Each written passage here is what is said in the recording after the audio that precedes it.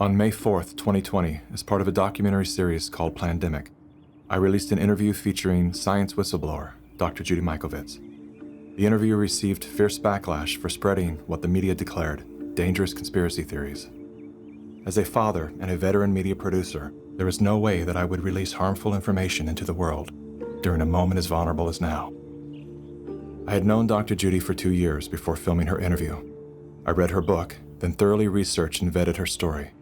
After interviewing her legal team, former colleagues, and people who have known her for decades, one thing I can say without question is, Judy Mikovits is one of the most honest, caring, and courageous women I've ever known. Why then would the most powerful forces of big tech, politics, media, and medicine go to such extreme measures to silence her voice all over the world? And why did all of the debunkers invest so much ink and airtime defaming Dr. Judy's character while avoiding very real revelations pertaining to patents, conflicts of interest, and the deadly corruption pervading our global health organizations? To get to the bottom of these questions, as well as many others, I've spent the last several weeks interviewing scholars from all over the world, among them top doctors, distinguished scientists, and Nobel laureates. I also sat down with Dr. Judy for a follow-up interview and to give her the opportunity to respond to critics. You can see that full interview on the Plandemic website. While you're there, make sure to dive down the rabbit hole, where you'll find additional videos, documents, and scientific studies that support the claims and perspectives put forth in the Plandemic series. Here are a few highlights from my follow-up interview with Dr. Judy.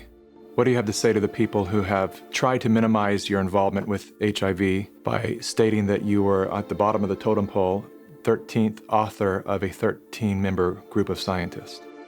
Well, the 13th author is the senior author, so that means they're the most important author. Why did you agree to retract your own XMRV paper? The paper was actually force retracted. I was actually being held in jail. You told me that you had financial offers to remain silent.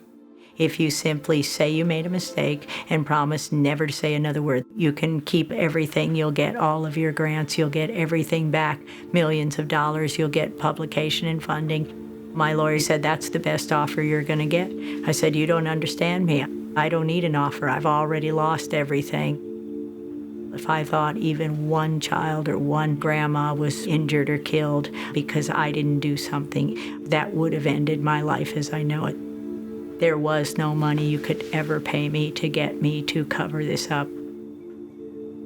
I will never stop telling the truth.